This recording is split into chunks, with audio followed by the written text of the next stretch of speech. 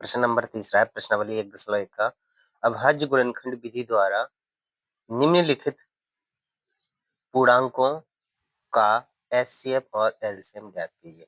तो इसे अभाज्य गुणनखंड विधि द्वारा एचसीएफ और एलसीएम ज्ञात करना है, यानी मासा और लासा ज्ञात करना है। ये पहला हल है 12, 15 और 21। इसके अभाज्य गुणनखंड निकालेंगे। तो अभाज्य गुणनखंड कैसे निकालते हैं? 12 के अभाज्य गुणनखंड निकालेंगे, जैसे 2 से काटो, 2 छीक 12, 2 से काटो 3 और 3 से काटो 1। तो इसके जो 12 के अभाज्य गुणनखंड आए हैं 2 गुणे 2 गुणे 3 गुणे 2 गुणे 3।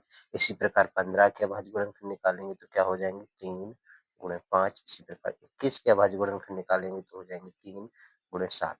इसे घात के रूप में लिखेंगे जो डबल है, 2 की घात 2 गुणे 3 और 3 गुणे 5 इसे और 3 गुणे 7 इसे लिख देंगे ऐसे। इसका मासा निकालने के लिए क्या करेंगे? इसका मासा जो आएगा एचसीएफ, वो जो इसमें जो उभयनिष्ठ कॉमन होगा वो तुम्हारा मासा होगा। तो जो तीनों में ऐसे देखो, जो तीनों में कॉमन हो, तो जो तीनों में जो है 3, 3 और 3, तो इसका एचसीएफ हो जाएगा 3। ठीक है। और एलसीएम निकालने के लिए क्या करेंगे? जो उभयनिष्ठ कॉमन है उसे एक बार लेना है, वैकल्पिक संख्याओं को जो सबसे बड़ी घात है वो लेना है। तो 2 की सबसे बड़ी घात क्या है? 2 और 3 की सबसे बड़ी घात 1 ही है जो उभयनिष्ठ है, और 5 की 1 ही है, 7 की 1 ही है सब संख्या। तो इसका गुणा करेंगे 2 गुणे 2 गुणे 3 गुणे 5 गुणे 7, 2 दूनी 4, ये 12 पंचे 60 और 7 छिंग 42, 420। तो एलसीएम आ जाएगा तुम्हारा 420। इस प्रकार दूसरे को करेंगे। दूसरा जो है 17, 23, 29।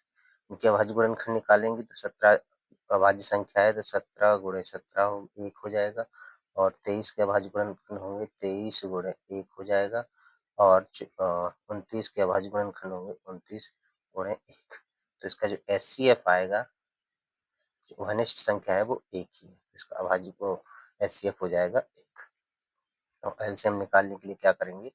अब इन अभाज्य संख्याओं के जो सबसे बड़ी घात है 17 की 1 ही है, 23 की 1 ही है और 29 की 1। इसका गुणा कर देंगे। इसका जो गुणा आएगा तुम्हारा, गुणा करने पर प्राप्त होगा वो होगा तुम्हारा लगभग क्या होगा? ये इसका जो गुणा आएगा उसका आंसर होगा तुम्हारा 11,339। 11,339। इसी प्रकार तीसरा करेंगे इसी प्रकार। तीसरी संख्या जो थी दोस्तों, तीसरा क्या है?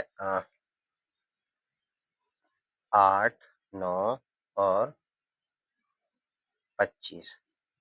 इसके अभाज्य गुणनखंड करेंगे। 8 के तो 2 गुणे 2 गुणे 2 हो जाएंगे, 9 के अभाज्य गुणनखंड 3 गुणे 3 हो जाएंगे, और 25 के अभाज्य गुणन 5 गुणे 5 हो जाएंगे। इन्हें घात के रूप में लिखेंगे तो 2 की घातें 3 हो जाएगी, 3 की घातें 2 हो जाएगी, और 5 की घातें 2 हो जाएगी। एचसीएफ निकालने के लिए क्या करते हैं? जो उभयनिष्ठ कॉमन हो, तो इनमें उभयनिष्ठ कॉमन तुम्हें सिर्फ एक ही मिलेगा, तो इसका एचसीएफ तुम्हारा 1 हो जाएगा। और एलसीएम के लिए क्या करेंगे? इनको साथ में लिख देंगे।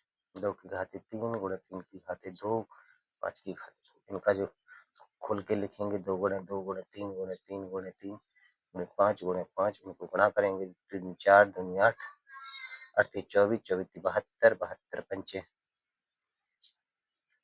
कितने हो जाएंगे? 72 पंचे हो जाएंगे 5 दूनी 10 और 5 7 35, 36, 360 और 360 पंचे 1800। इसका एलसीएम है वो हो जाएगा 1800। ठीक है।